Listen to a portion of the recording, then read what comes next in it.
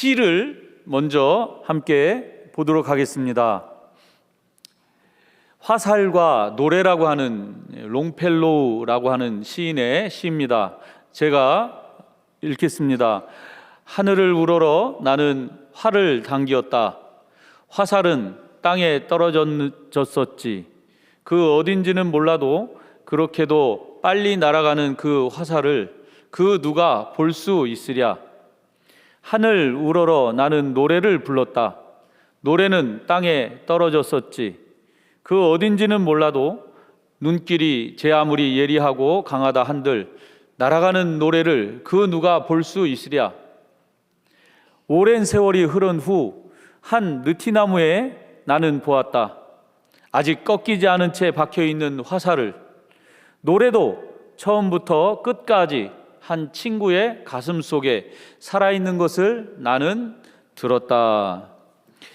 여러분, 이 시에서 한 번 날아간 화살은 당장은 찾을 수 없지만 어딘가에는 분명히 반드시 발견이 된다라는 말입니다. 노래도 마찬가지입니다.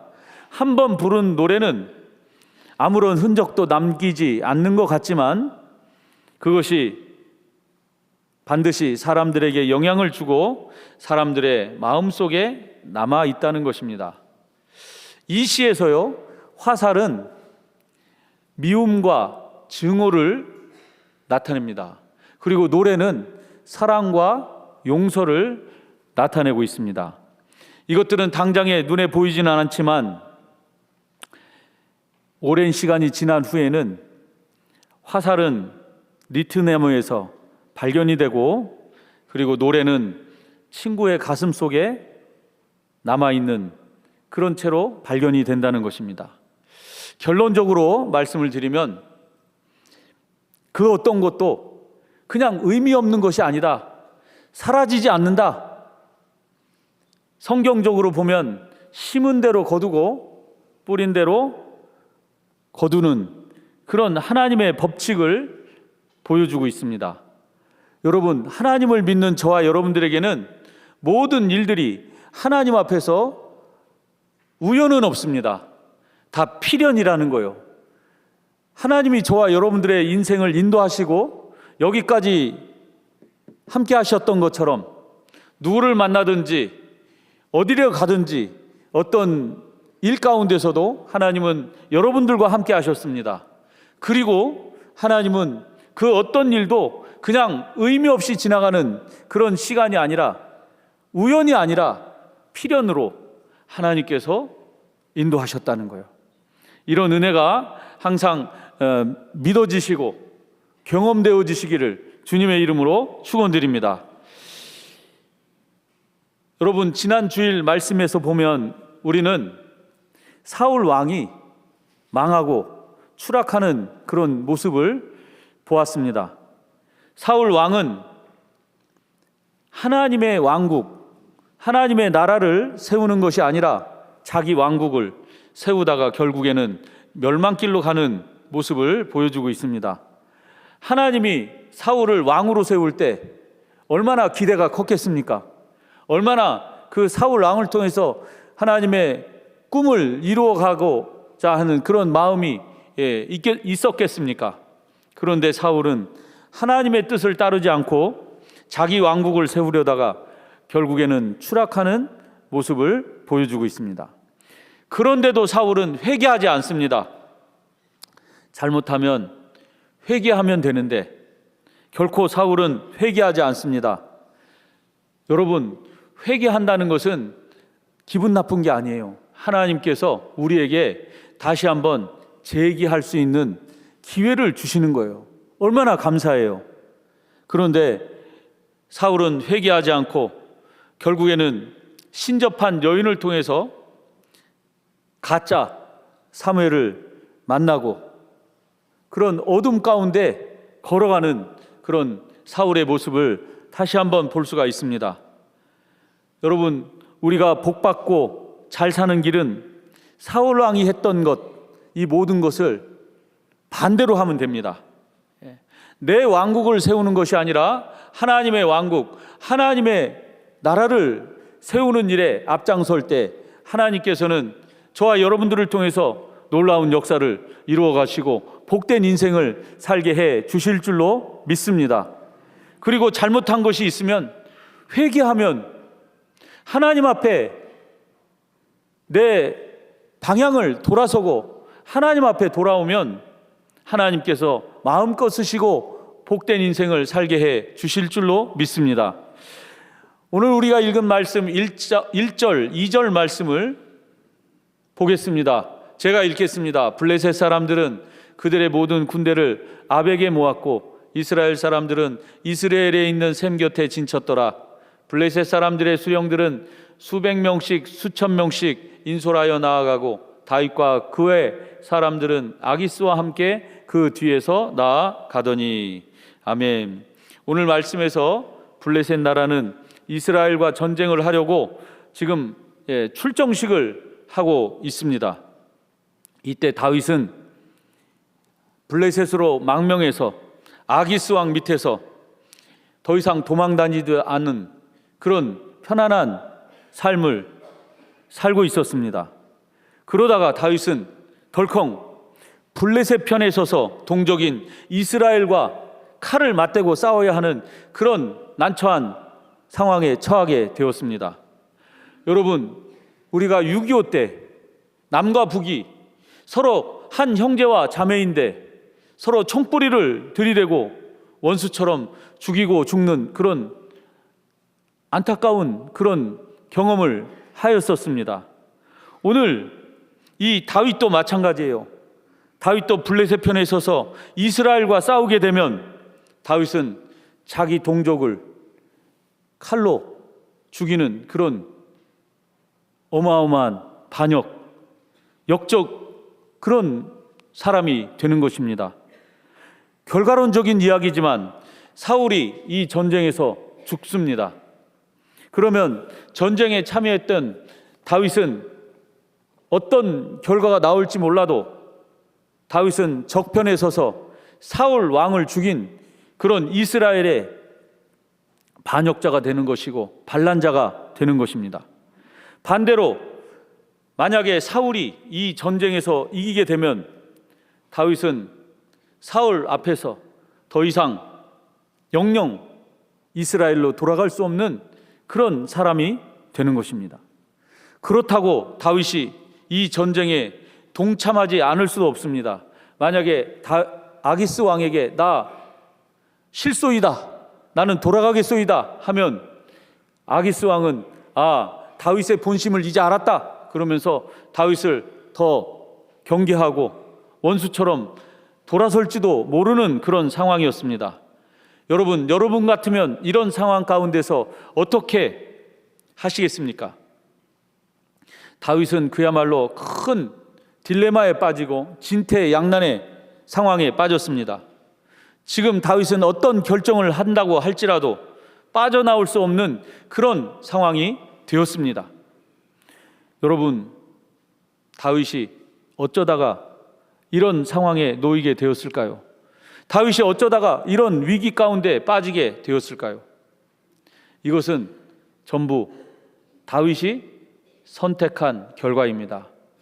처음에 화살과 노래라고 하는 시에서 나타났던 것처럼 내가 어떤 선택을 하고 어떤 길을 걸어갔을 때 그 선택은 반드시 나에게 결과로 찾아오는 것입니다. 이것은 다윗이 처음부터 선택했던 결과를 자기가 받는 거예요. 사울이 아무리 쫓아다닌다고 할지라도 다윗은 하나님이 예비하신 광야, 훈련의 장인 이 광야라고 하는 링을 떠나서는 안 되는데 자기 생각대로, 자기 마음대로, 자기 계획대로 하나님이 설정하신 이 광야라고 하는 링을 떠나서 자기 좋은 대로, 자기 편안한 대로 도망갔다가 피신했다가 결국에는 이사단을 만나게 되는 것입니다. 다윗은 그동안에 하나님께 묻지 않았습니다. 하나님께 기도하지 않았습니다. 하나님을 찾지 않았습니다. 하나님의 뜻이 어디 있는지 물어보지 않았기 때문에 이런 힘들고 어려운 난처한 경우를 맞이하게 된 것입니다.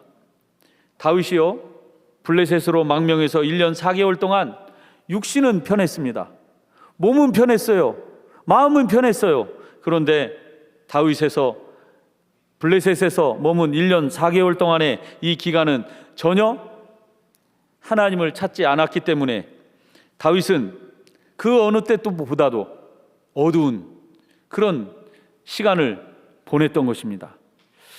이 말씀을 묵상하면서 저는 이런 생각을 했습니다. 아무리 편하다고 다 좋은 것은 아니구나. 아무 일 없다고, 내 삶에 지금 편안하고 아무 일 없다고 그것이 복이 되는 것은 아니구나. 시편 106편 15절 말씀입니다. 함께 읽겠습니다. 그러므로 여호와께서는 그들이 요구한 것을 그들에게 주셨을지라도 그들의 영혼은 쇠약하게 하셨도다. 아멘. 아이가 부모에게 자꾸 조릅니다. 나 저거 사줘. 나 돈 좀 많이 주세요. 용돈 주세요. 나 저 맛있는 과자를 사 먹게 저에게 주세요. 주세요. 그러면 자식 이기는 부모는 없다고, 부모는 자식을 위해서 과자도 사주고 용돈도 줍니다. 그런데 자식은 뭐예요? 그 용돈으로 불량식품을 사 먹는 거예요. 그러면 어떻게 돼요? 그의 몸도 그의 영혼도 유익이 안 되는 거예요. 도움이 안 되는 거예요. 하나님께서도 우리의 원하는 것을 간절하게 기도하고 주세요. 그럴 때 하나님께서 마지못해 허락하실 때가 있습니다. 그러면 그것이 나에게 과연 유익이 될까요? 하나님의 뜻이 아닌데, 하나님이 원하시는 것이 아닌데 내가 그냥 원해서 간청해서 내가 그것을 받았을지라도 그것은 내 영혼을 쇠약하게 하는 그런 결과를 가져온다는 것입니다. 여러분, 건강한 것도 복입니다. 그런데 그것보다 더 큰 복은 마음이 편안한 것이 더 큰 복입니다. 그런데요, 마음이 편안한 것보다 더 큰 복은 영혼이 편안한 것입니다. 내 영혼이 하나님 앞에, 하나님의 안에 있을 때 그것이 진정한 복이라는 것을 오늘 말씀을 통해서 우리에게 보여주고 있습니다. 하나님 안에 없으니까, 하나님의 손 안에 없으니까 결국 다윗은 큰 위기를 맞게 되는 것입니다.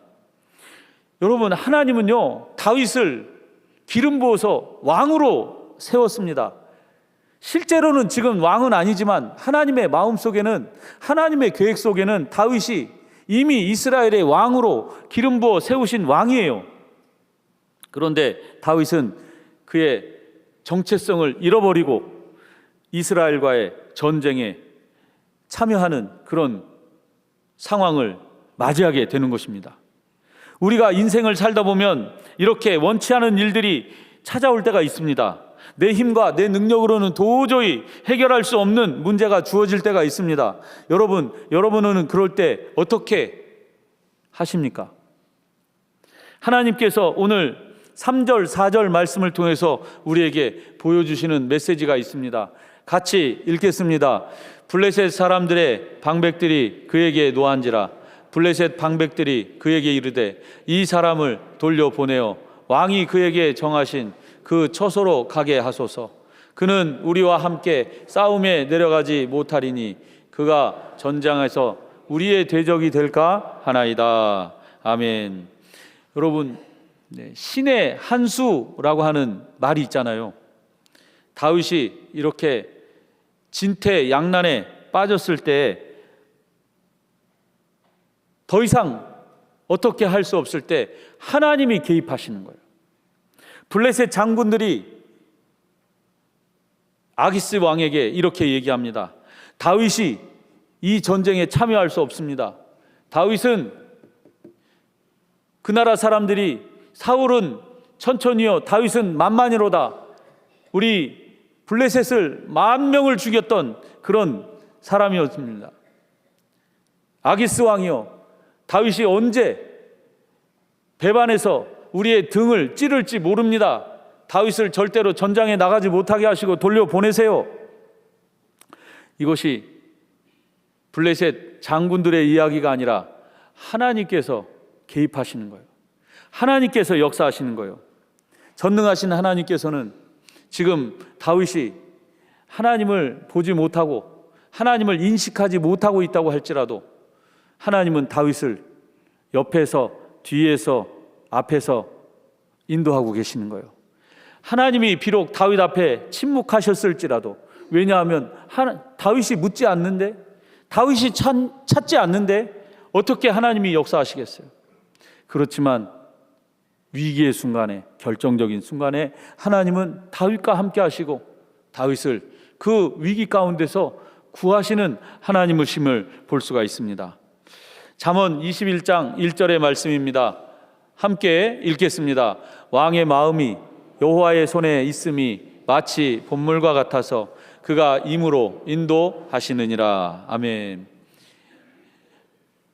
이 세상 모든 것들이 여호와의 손에 있습니다. 이 세상 모든 것들이 하나님 손 안에 있습니다. 여러분, 이것이 바로 하나님의 은혜입니다. 우리가 인식하지 못하는 가운데 있을지라도 하나님이 함께 하시고 저와 여러분을 선한 길로, 복된 길로 여기까지 인도하신 하나님이심을 믿으시길 바랍니다. 여러분, 물고기는 물을 떠나서는 행복할 수가 없습니다. 나무는 땅에 뿌리를 내리고 살아야 행복합니다. 하나님의 형상대로 만든 저와 여러분들, 하나님의 자녀인 저와 여러분들이 어찌 하나님 아버지를 떠나서 행복할 수 있겠습니까? 하나님의 은혜 없이 살 수 없는 존재들이 바로 저와 여러분들인 줄로 믿습니다. 로마서 5장 8절의 말씀입니다. 함께 봉독하시겠습니다. 우리가 아직 죄인 되었을 때 그리스도께서 우리를 위하여 죽으심으로 하나님께서 우리에 대한 자기의 사랑을 확증하셨느니라. 아멘. 여기서 빨간 글씨 아직 죄인 되었을 때, 이 말은 다른 말로 하면 우리가 하나님을 모를 때, 여러분들이 하나님 없이, 하나님 모르고 세상에서 어둠에서 방황하고 헤매일 때에도 여전히 하나님은 여러분들을 보시고 아시고 기억하시고 사랑하시고 인도하시고 은혜 주시고 여기까지 인도하신 줄로 믿으시기 바랍니다. 우리가 아직 죄인 되었을 때, 하나님 없이 내 마음대로 내 뜻대로 살 때에도 하나님은 우리를 사랑해서 예수 그리스도를 십자가에 못 박혀 죽으시고 하나님의 그 크신 사랑을 십자가를 통해서 보여주시는 거예요. 갓난아기가 태어났습니다. 갓난아기가 태어나서 어떻게 살아요? 누가 자기를 사랑하고 누가 나를 이 땅에 태어나게 한지 어떻게 알겠어요? 그렇지만 부모님은 한없는 사랑으로 이 갓난아기를 품고 사랑하고 먹여주고 입혀주고 재워주고 그 사랑을 마음껏 쏟아 부어줍니다. 여러분, 이 아이는 모를지라도 부모는 이 아이를 사랑으로 먹이는 거예요.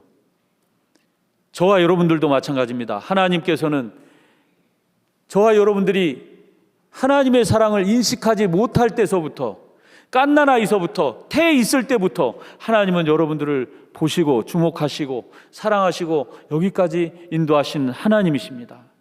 이것이 믿어졌으면 좋겠습니다. 여러분, 아기스 왕이 장군들의 말을 듣고 다윗을 불러서 그러는 거예요. 우리 장군들이 너를 좋아하지 않으니까 너는 조용히 시글락으로 돌아가라.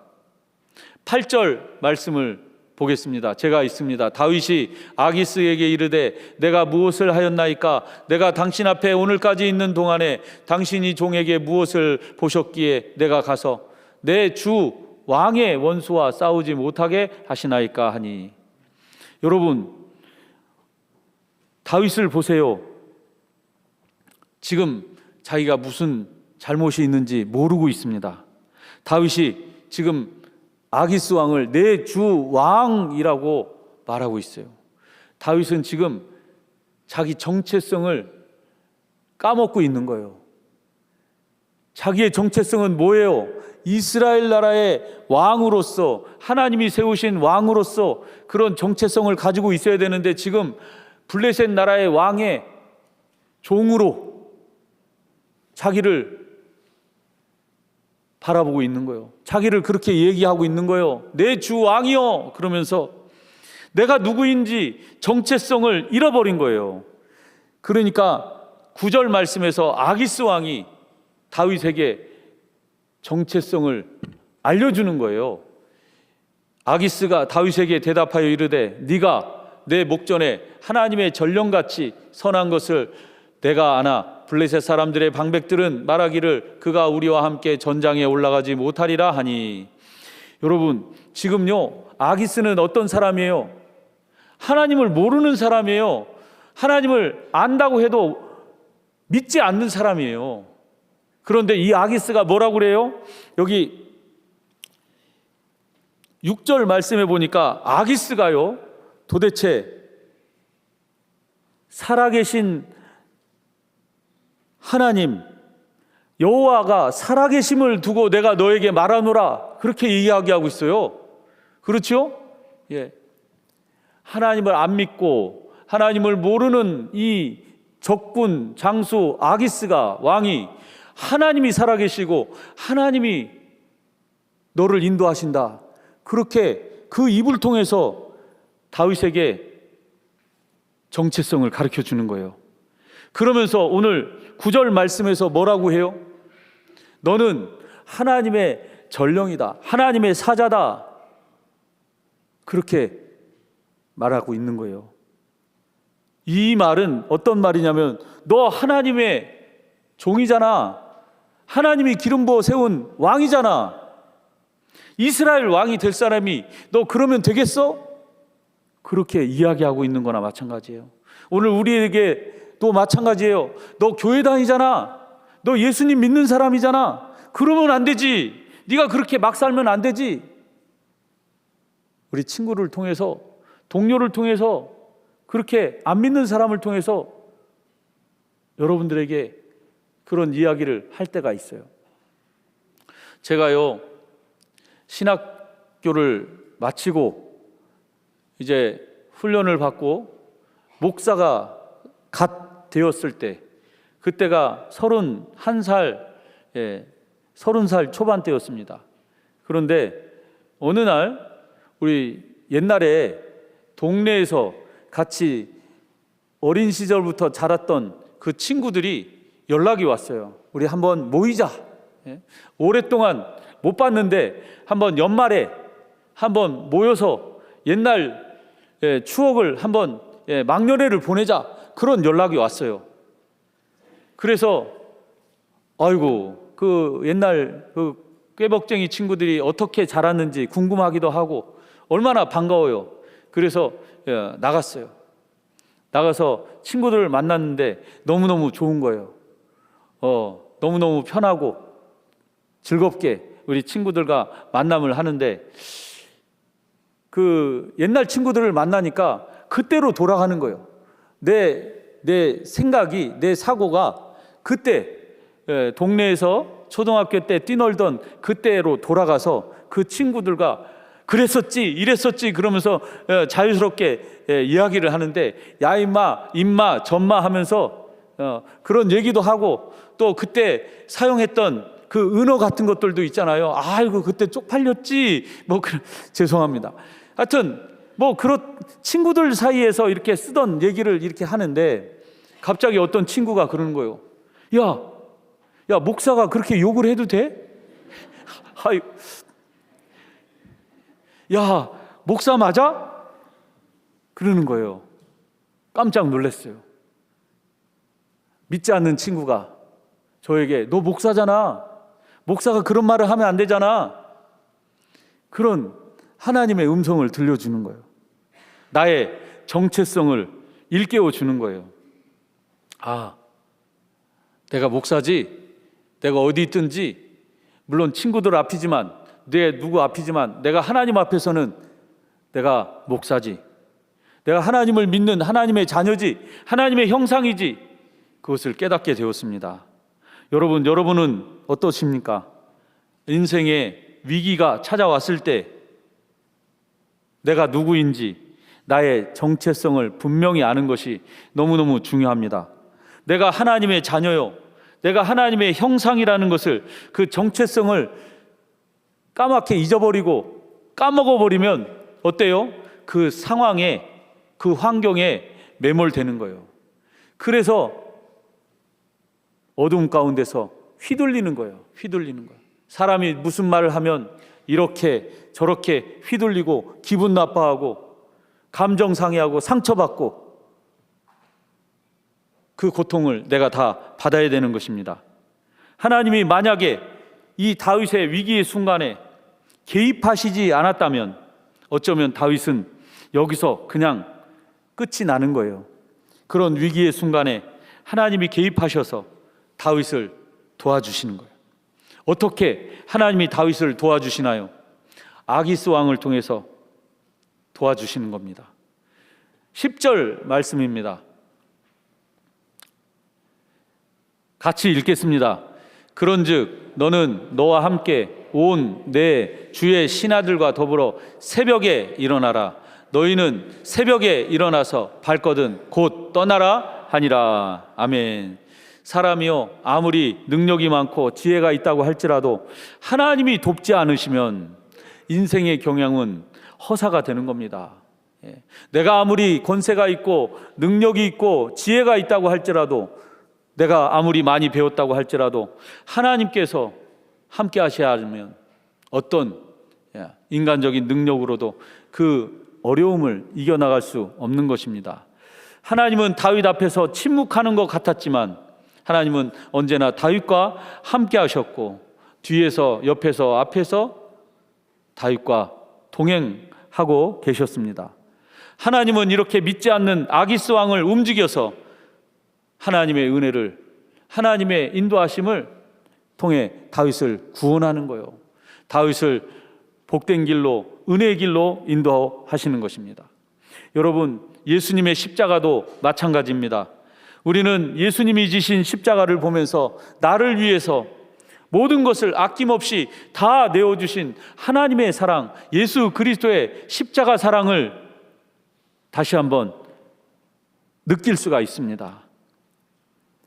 하나님은 우리가 알지도 못하는 순간, 깨닫지도 못하는 그런 순간에도 예수님의 십자가를 통해서 우리를 인도하셨고, 우리의 모든 죄와 허물, 가난과 질병과 저주, 어둠의 권세까지도 다 십자가에서 대신 담당해 주시고, 우리를 그 사랑 가운데, 그 은혜 가운데, 용서 가운데 우리를 여기까지 인도하여 주신 줄로 믿습니다. 하나님께서 다윗을 위기 가운데 건지신 것처럼 예수 그리스도는 우리를 죽음 가운데서 건지시고, 위기 가운데서 건지시고, 저주 가운데도 건지시고, 심판 가운데서 건지신 예수 그리스도인 줄로 믿으시길 바랍니다. 오늘 아기스 왕은 다윗에게 새벽에 일찍 떠나라, 새벽에 일어나서 너는 곧 떠나라, 2번씩이나 이 새벽을 강조하고 있습니다. 여러분, 하나님은 오늘 아기스 왕을 통해서 우리들에게 말씀해 주고 있습니다. 새벽에 아침 일찍 하나님께서 일하시고 역사하시고 은혜 주시는 시간이심을 우리에게 보여주고 있습니다. 이 새벽은 하나님의 일하시는 하나님의 은혜의 시간입니다. 현대인들은 밤 늦게까지 일하고 새벽에 일어나면 정신이 없어서 아무 생각이 없지만, 어떤 분은 이런 말을 해요. 목사님, 저는 새벽 시간이 너무너무 힘들어요. 새벽 기도도 너무너무 힘들어요. 저도 힘들어요. 그런데 하나님의 역사는 새벽에 일어납니다. 시편 46편 5절 함께 읽습니다. 하나님이 그 성중에 계심에 성이 흔들리지 아니할 것이라. 새벽에 하나님이 도우시리로다. 아멘. 하나님이 여리고 성도 새벽에 무너뜨리셨습니다. 하나님이 백세에 주신 이삭을 아브라함에게 너는 이삭을 번제로 바치라 그랬을 때 아브라함의 믿음을 어디서 보셨어요?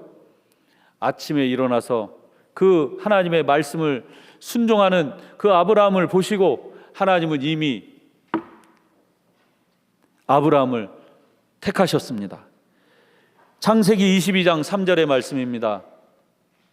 아브라함이 아침에 일찍이 일어나 나귀의 안장을 지우고 두 종과 함께 그의 아들 이삭을 데리고 번제에 쓸 나무를 쪼개어 가지고 떠나 하나님이 자기에게 일러주신 곳으로 가더니 얼마나 힘들고 어려웠겠습니까? 그런데 아브라함은 하나님 앞에 순종하는 마음으로 아침 일찍 새벽에 그 힘들고 어려운 길을 떠난 거예요. 순종의 길을 떠난 겁니다. 다니엘도 마찬가지입니다. 다른 왕에게 절하지 말라. 그래서 결국에는 사자굴에 갇히게 되었는데 이 다리오 왕이 사자굴에 새벽에 일찍 일어나서 달려와 보니까 다니엘이 그 새벽에 주님과 함께 사자굴에 있는 거예요. 멀쩡하게 살아서 있는 거예요. 여러분, 새벽은 하나님의 은혜의 시간입니다. 기적의 시간입니다. 예수님께서 이 땅에 오셔서 나의 죄를 모두 담당해 주시고 십자가에서 죽으시고 무덤에서 장사 지낸 다음에 3일 만에 새벽에 부활하셨습니다. 여러분, 새벽 시간은 내 인생의 부활의 시간입니다. 새벽 시간은 내 영혼이 부활하시는 그런 시간입니다. 주님의 마음을 움직일 수 있는 시간이고 주님이 나의 마음에 찾아오시는 귀하고 복된 시간입니다. 이 새벽 시간은요, 다른 말로 하면 내 마음이 고요하고 깨끗한 시간입니다. 이제 말씀을 마치도록 하겠습니다. 마치 소낙비가 쏟아지고 난 다음에 길은 흙탕물입니다. 그렇지만 시간이 지나면 맑고 고요하고 깨끗한 물이 되는 것처럼 내 마음이 잠잠하게 비어있는 이 새벽 시간, 여러분 나오셔서 또 새벽을 깨우셔서 하나님 앞에 나오시기를 바랍니다. 그리고 그 아침 첫 새벽 시간에 이런 기도가 저와 여러분들의 기도가 되었으면 좋겠습니다. 하나님 아버지, 나의 영혼, 나의 마음, 나의 생각을 주님께 올려드립니다. 내 마음에 자정하여 주셔서 나를 다스려 주시고 나를 통치하여 주시옵소서. 오늘도 하루도 어떻게 살아야 할지 하나님 알려주시고 하나님의 말씀으로 인도하여 주시옵소서. 이런 기도가 저와 여러분들의 기도가 될 수 있기를 주님의 이름으로 축원드립니다.